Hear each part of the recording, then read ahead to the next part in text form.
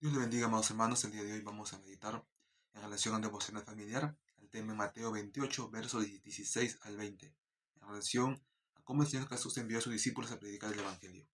Vamos a leer, dice así el Señor, en su palabra. Pero los 11 discípulos se fueron a Galilea, al monte donde Jesús les había ordenado, y cuando le vieron le adoraron. Pero algunos dudaban, y Jesús se acercó y les habló diciendo: Toda potestad me es dada en el cielo y en la tierra. Por tanto, id y haced discípulos a todas las naciones, bautizándolos en el nombre del Padre, y del Hijo, y del Espíritu Santo, enseñándoles que guarden todas las cosas que os he mandado. Y aquí, yo estoy con vosotros todos los días hasta el fin del mundo. Amén. Un texto fundamental es el verso 19 y 20 que los cristianos conocemos, y en ese momento entendemos la misión por la cual Dios nos permite estar en esta tierra. Principalmente es para que los demás conozcan de Cristo. Esto es algo general que es para todos. Algunos lo toman de una manera más profunda, se dedican al ministerio de evangelismo. Otros pueden tomarlo ya en sus postreros acciones. Por ejemplo, también dice no solamente predicar, también dice enseñarles. Eso implica institutos bíblicos, implica maestros de iglesia, de escuela dominical, maestros de áreas cristianas.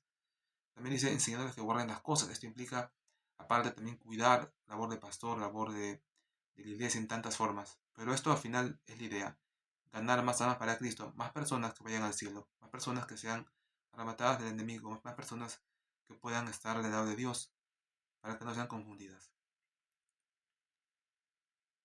Esto es la ordenanza que Dios dio a sus hijos. Si usted no está siguiendo estas ordenanzas, lo que normalmente se hace es apoyar a los que sí lo hacen, económicamente, orando, también materialmente, en muchas formas apoyar.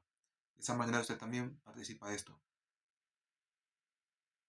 El mandato es, en un primer momento, predicar y que las personas se van a convertir, o que se conviertan, la idea, ¿no?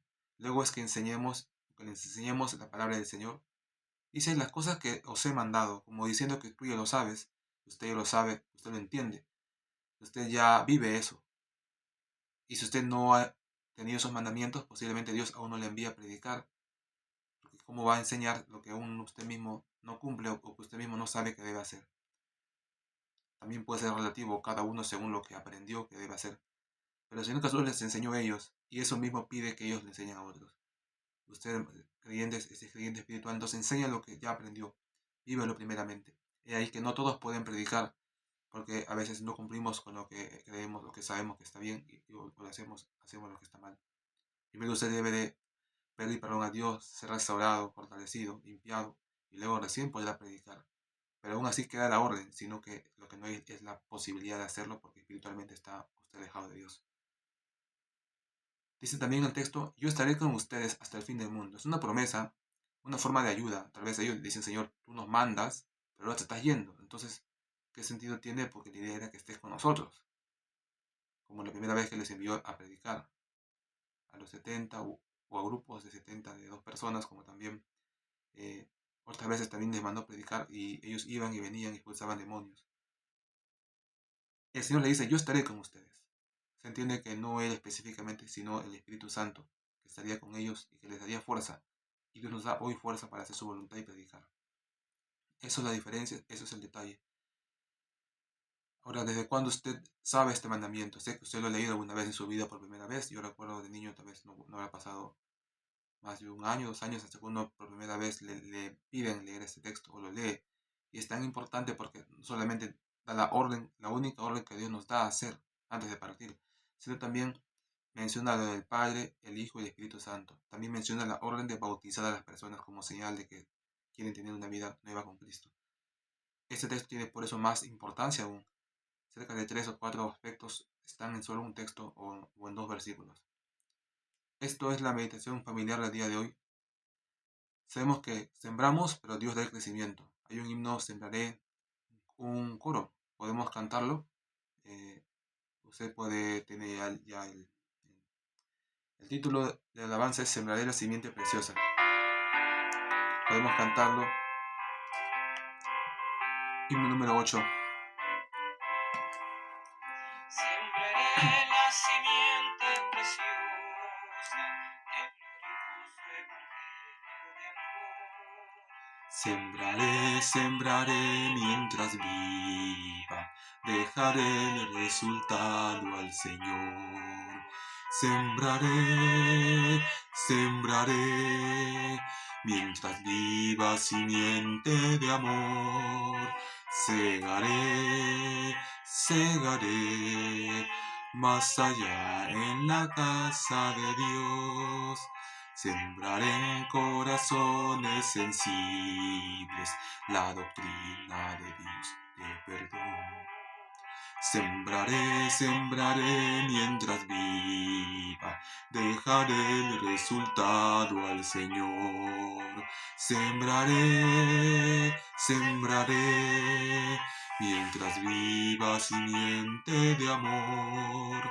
Segaré, segaré, más allá en la casa de Dios.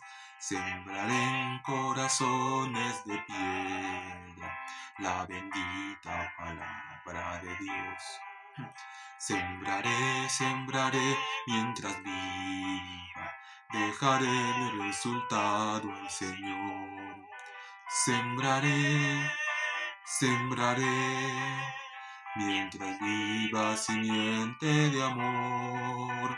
Segaré, segaré, es allá en la casa de Dios. Gloria al Señor. Bueno, el himno explica dos tipos de corazones, los de piedra y los sensibles, personas que posiblemente escuchan pero luego lo olvidan o no quieren conocer más, personas que escuchan, creen, pero les es difícil vivir como quiso agradar. De ellos algunos se convierten, unos de piedra, también otros se convierten. Lo importante es predicar y cumplir la orden de Dios. La Biblia dice que el Señor Jesús vendrá cuando se haya predicado el Evangelio en todo el mundo, a todas las personas. No dice que se hayan convertido, sino predicado. Esta orden, yo sé que está en Mateo capítulo 25, está dentro de lo que es las profecías que Jesús dice antes de ser crucificado, cuando le dice, Señor, ¿cuándo vendrán estas cosas? ¿Qué señales habrá de tu venida? Él menciona una de esas señales, ¿no? Antes que venga Él. Dice, y será predicado el Evangelio a toda criatura y entonces vendrá el fin. Esto es justo una de las cosas que se va a cumplir.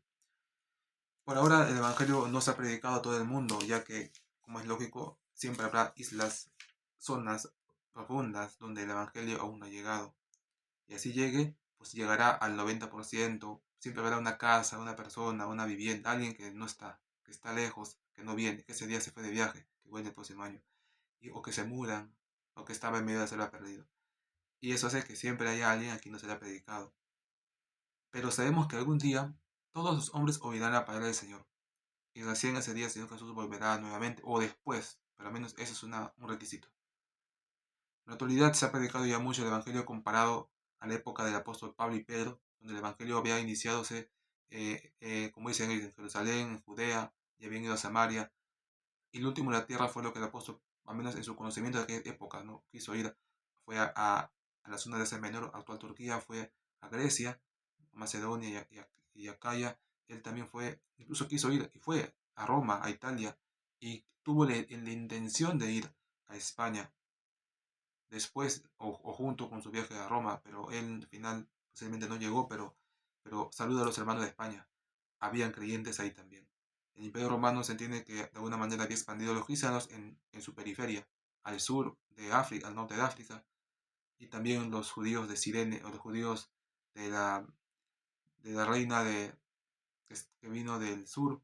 También esta mujer tenía conocimiento de la Biblia, y aquel hombre eunuco bueno, convirtió a Cristo, se bautizó y llevó el Evangelio, se entiende, a ese país al sur, al norte de África, bueno, más al centro, tierra de, con judíos, personas también que se convirtieron a Cristo.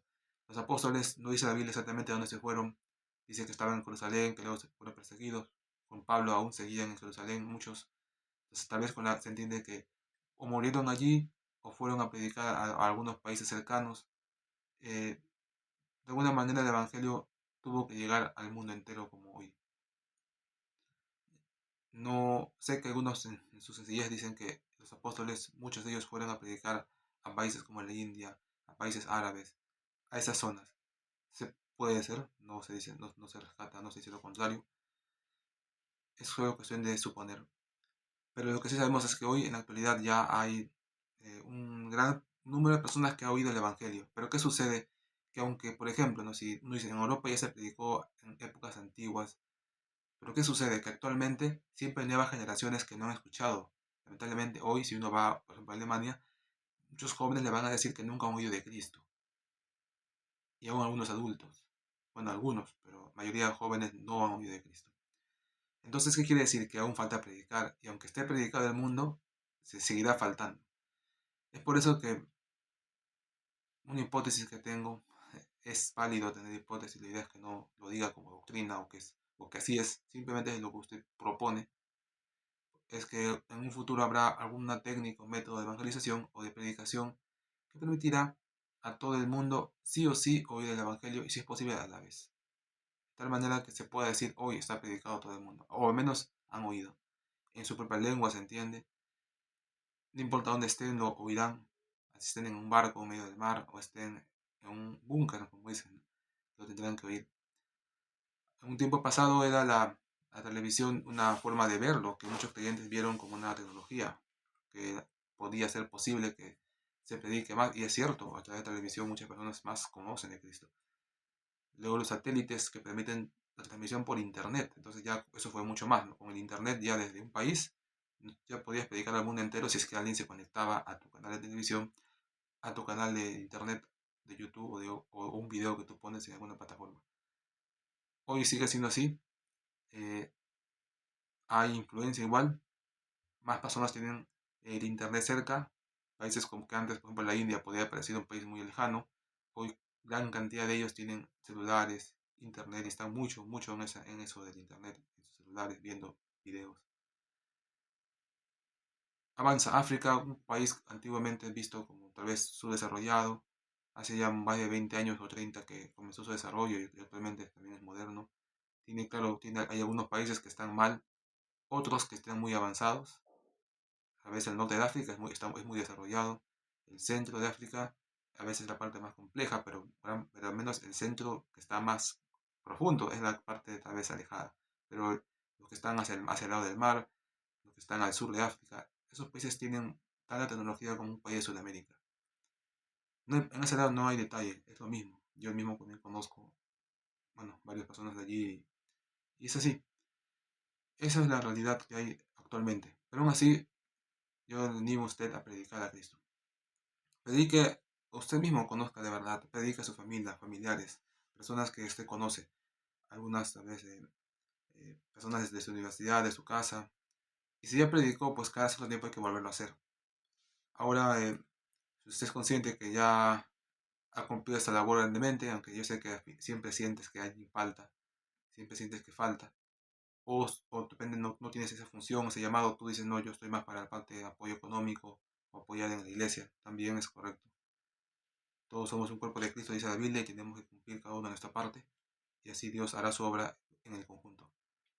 Eh, puedo, ya, bueno, ya estamos concluyendo este mensaje, pero quede claro que sé que en la gracia de Dios, me parece que pronto puede ser pues, 2 años, 3 años, máximo 5, porque es muy cercano, que, que se podrá predicar de Cristo más en lo que son los países árabes actuales. Me parece, por lo que sé y por muchas cosas que sé que allí se podrá predicar muy, muy bien. Actualmente está prohibido. Actualmente es como los países más complejos de llegar. La famosa ventana que está en Arabia, comenzando de Irán y sus alrededores. Puede incluir inclusive Uzbekistán, los países del sur de Georgia, Turkmenistán, ¿no? En la parte de Egipto, países incluso Turquía, pero principalmente Irán, los países Pakistán y los países que están en esa área, mayoría árabes, países como Nepal, donde no está permitido. Y aún China mismo, pero parece que en máximo 2 años debería verse eso claro. Es decir, usted va a oír noticias donde va a decir, las leyes han cambiado, a partir de hoy está permitida la predicación del Evangelio en Arabia. La religión local permitirá que se predique. Y ahí es donde necesitamos estar capacitados y listos para llegar con el Evangelio para que todos oigan lo más rápido posible, porque si no, porque lamentablemente a veces cuando se dan las leyes no solamente es a favor del Evangelio, es a favor de todo tipo de ideologías, dan la cabida o abren las puertas a todos. Lamentablemente es aprovechado muchas veces por los perversos, pero también por los que predican el mal, las personas que hacen cosas malas, ellos también entran y al final esa población se corrompe una más porque entran los malos, otras se convierten a Cristo, a veces entran religiones también falsas y se vuelven como un país de Sudamérica o de Europa. No es que se vuelvan completamente a través a Cristo, pero solo depende de qué tanto entras. Si entras más con el Evangelio, absorbes los medios de comunicación, absorbes los lugares, las principales plataformas, el oído de ellos está más contigo, más se van a convertir a Cristo. Ya que en ese momento estarán deseando oír algo nuevo. Lamentablemente es solamente cuestión de que oyen más, a eso se van. Es la realidad. No son conversiones reales así de espirituales como uno desearía. Ese tipo de conversiones reales donde los hombres auténticamente entregan su vida a Dios, derraman, como es lógico, siempre se dan en pocas cantidades y en momentos muy especiales, no como algo normal. Las grandes conversiones en realidad son religiosas, se convierten porque su familia ya es cristiana, porque su país es cristiano. Son cristianos religiosos, no creen en sí, no viven su fe, pero es su religión, es como que un país donde ya la religión cristiana se vuelve normal, ya todos son cristianos, así no creen, tal vez no vivan la vida cristiana, se sienten evangélicos, se sienten cristianos, dicen gloria a Dios, van a la iglesia, pero eso es una vida religiosa. Pero así es, en la realidad, eso es lo que normalmente sucede. Pero es mejor eso a ver personas que simplemente no conocen de Dios, porque ellos aún son más fáciles de convencer de la vida cristiana auténtica, porque ya tienen base, solamente es cuestión de volverse a predicar. Eso experimentó también Pablo cuando predicó en Corinto, cuando predicó en las iglesias de Éfeso. Eran hombres que se convertían, cantidades a veces medianas. Pero ¿qué pasaba? Volvía al año siguiente, o a los 2 años, y estaban perdidos, decían. Se ven apartar a la doctrina. ¿Por qué? Porque simplemente eran conversiones religiosas. Se convertían porque la misma razón que usted no se da cuenta es que ellos simplemente creían en dioses griegos y de repente ahora creen en Jesús. Pero usted cree que eso implica que vivan la vida cristiana, que se aparten del pecado. No, simplemente es un cambio en la mente. Es un cambio de decir, ya no creo en los dioses griegos, ahora creo en Jesús y en la Biblia.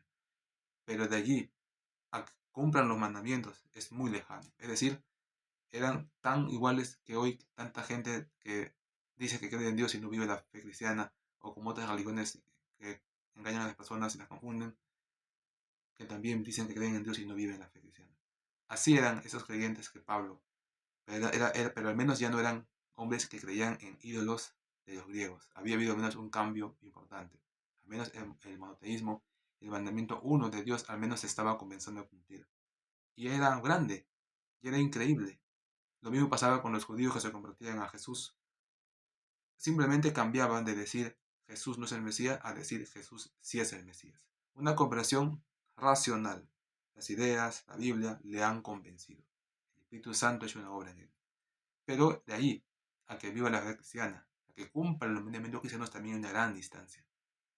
Es ahí, así que también, como dice la Biblia, muchos judíos convertidos seguían practicando las leyes judías, porque eso no lo habían dejado. Simplemente habían añadido que Jesús sí es el Mesías. Pero seguían cumpliendo las leyes antiguas. Seguía acusando a los cristianos gentiles de que no cumplían la ley de Moisés. Entonces había el mismo problema. Posiblemente hacían cosas malas también. Ese cristianismo auténtico de hombres convertidos a Dios que se alejan del pecado, ese cristianismo en realidad es que es muy difícil de llegar. Es muy avanzado eso.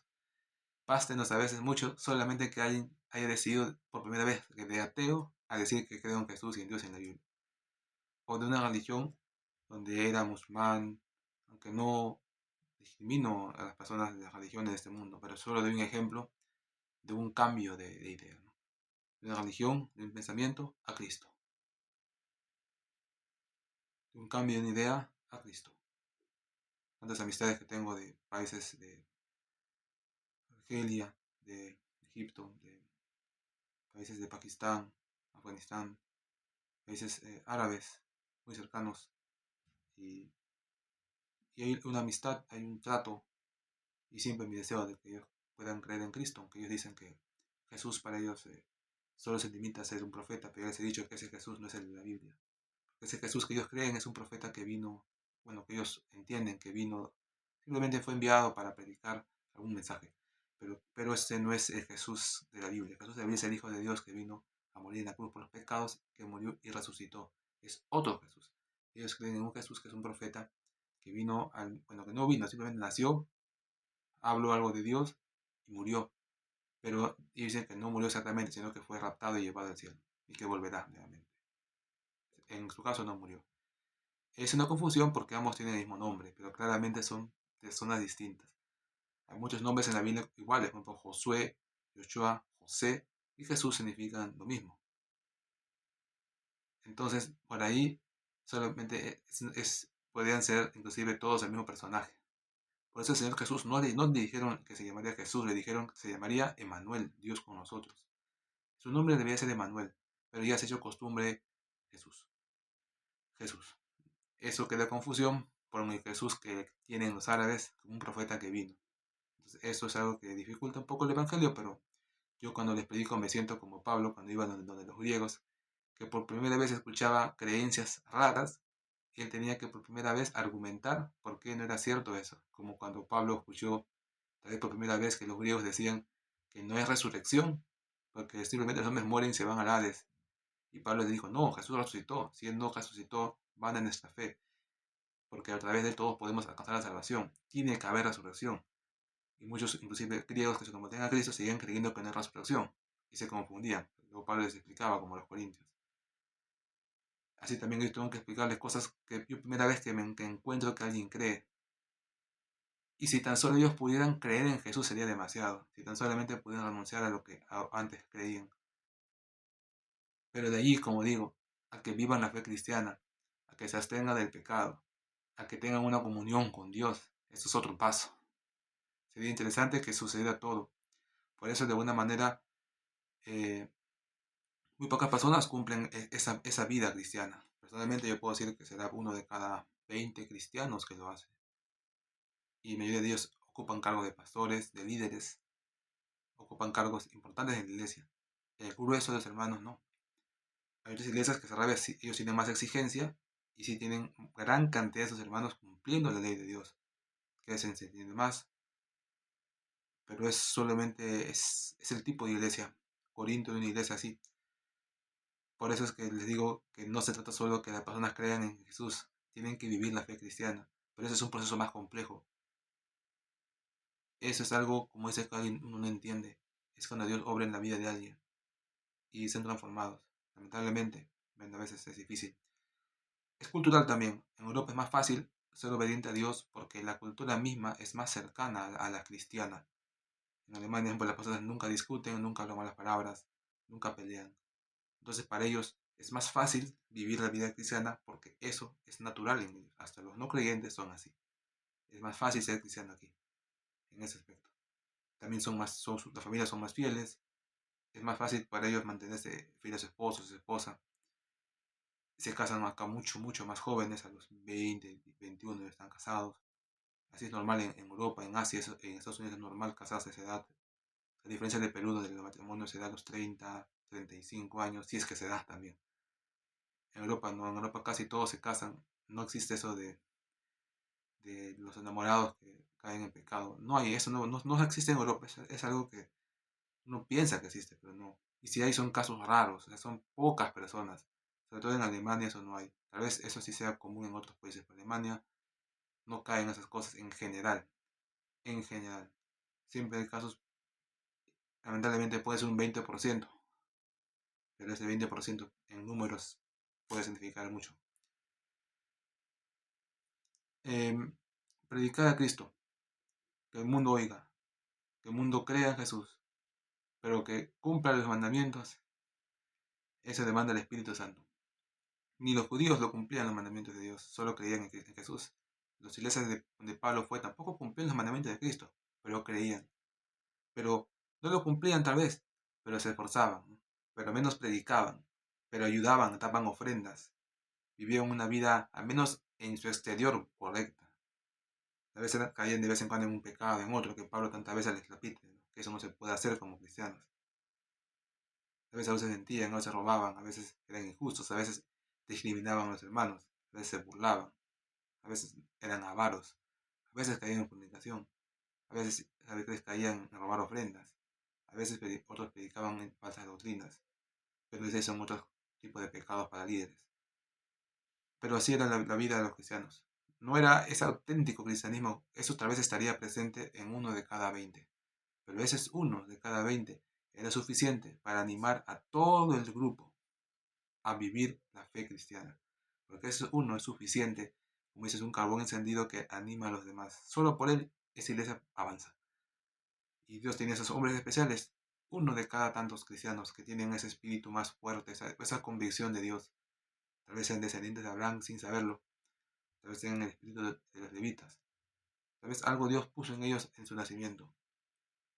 Ellos le sirven a Dios de una manera más dedicada, porque estaría de más que tengan ese llamado y trabajen y se dediquen a otras cosas, porque no tendrían ese mismo efecto en su iglesia. Pero aún así, siempre recomiendo trabajar a los cristianos. Es una forma de ser, hay otros que pueden no trabajar, dedicarse a Dios también está bien. Lo importante es que avance la obra del Señor. No ponga excusa, diga que no tengo trabajo y por eso no puedo servir a Dios. Haga las dos cosas a la vez. Ya tendrá un tiempo de economía fuerte para dejar de trabajar. O trabaje como Pablo, junte dinero y dedique un tiempo. Siempre he visto que todos los que se dedican a la obra de Dios avanzan. Siempre avanzan. Y Dios de alguna manera les provee. Bueno, el tiempo avanza. Esperamos que el Señor le pueda animar a usted a servir a Dios. Bueno, Señor Jesús, le anime a usted y le fortalezca con su espíritu para que usted también sirva a Dios. Bueno, estos mensajes están siendo grabados con el fin de transmitir el sentimiento cristiano, la pasión por servir al Señor. También deseo que los hermanos podamos trabajar juntos en la obra de Dios. Eh, ya, ya Dios mediante permitirá, ¿no? Si yo también puedo en algo más contribuir en la iglesia para que la obra de Dios avance. Sé que aparentemente se quede en un punto y no crece. Yo sé que Dios tiene siempre un plan, no es que algo que se quede estático ni que no crezca, eso no tiene sentido. A veces sí podría ser también, pero algo hay ahí, algo falta, algo no hay. ¿Qué puede ser? Algo está ahí especial. Tal vez sea la doctrina que tenemos en la iglesia, que es muy dura y que no lo pueden soportar las personas. Puede ser. Pero, pero como aún muchas iglesias dicen, ¿no? Preferimos pocos, pero que sean auténticos en su vida cristiana. Y sí, es muy difícil, es uno de cada 20, o sea, prácticamente no hay. Pero se van hallando y ya se hace costumbre esa vida cristiana y las demás personas se fortalecen por las oraciones y de repente les es más fácil vencer la tentación, les es más fácil hacer la obra del Señor. Y ya van dejando muchas cosas malas y se van acercando a la vida cristiana. Ahora, eh, bueno, hoy domingo también sé que los hermanos están alabando a Dios en la iglesia, están orando, están escuchando la palabra del Señor y yo quiero que siga así. Y, y si algo se tiene que hacer, sé que puede involucrar trabajo, dinero, algún tipo de dedicación, algún tipo de obra grande. Tal vez para que eso necesitamos hermanos que tengan que dedicarse solo a la iglesia, necesitamos fondos para que puedan vivir, para eso necesitamos obviamente negocios, inversiones, de donde se pueda obtener esas ganancias para poder hacer la obra de Dios, para pagar a los hermanos que se van a dedicar. Ahora no hay necesidad de tanto, no basta, tampoco un poco extraño también con un hermano solamente sirve a Dios y no trabaja. Pienso que se pierde una capacidad de él, ¿no? Se le pierde una capacidad. Pero sé que también la capacidad del líder, esa no se pierde, y es la misma en los negocios o en la iglesia. Al final es la capacidad de convencer, de mostrarse. Y también, de alguna manera, sé que no perderían eso. La idea es que no pierdan ninguno de sus dones, que todo lo usen, que se usen todas. Yo mismo tengo las habilidades en tantas áreas. No usarlos sería algo que se pierde. Tiene que usarse. Y también se debe predicar a Cristo. Antes, tal vez, es necesario predicar así, pero hoy tenemos inteligencia artificial para poder hacer videos donde alguien predica así sin nada más que un video que emula la forma que tú tienes, que pones el mensaje o el mismo software crea el mensaje o tú le mandas las órdenes y se hace un video solo, ¿sí? Apareces tú predicando con tu estilo y eso ya es algo Y es una forma de predicar, porque ese software lo hace 100, 200, 1000 veces y ya tienes 1000 predicas. Simplemente tienes que indicar más o menos cómo es tu estilo, el software entiende, aprende. Así es, se hace más simple con la tecnología, avanza la obra de Dios, lamentablemente a veces también el mal se hace más fácil de hacer, pero la idea es pues ir a la parte positiva. Dios les bendiga, amados hermanos, ya me despido. El Señor les guarde, le ayude y nos ayude a nosotros a predicar, a hacer su voluntad, a servirle, a ser cristianos, que mantengan la fe en su familia, porque es importante que todos sus hijos se mantengan fieles a Dios y de lo que son creyentes hoy, también ellos, sus nietos, sean. Eso es lo más importante, porque si usted no hace eso, no podrá tal vez venir la bendición de Dios que solo le dio a Noé, que le dijo tú y tu descendencia, como son perfectos, es decir, todos son cristianos, serás salvo. Dios quiere generaciones perfectas porque tiene un plan grande para esa familia. Esforcémonos al menos para que todos sean cristianos. Sabemos que Dios lo hace, pero tú también da tu parte y Dios bendecirá lo que haces. Cristo y Dios le bendiga.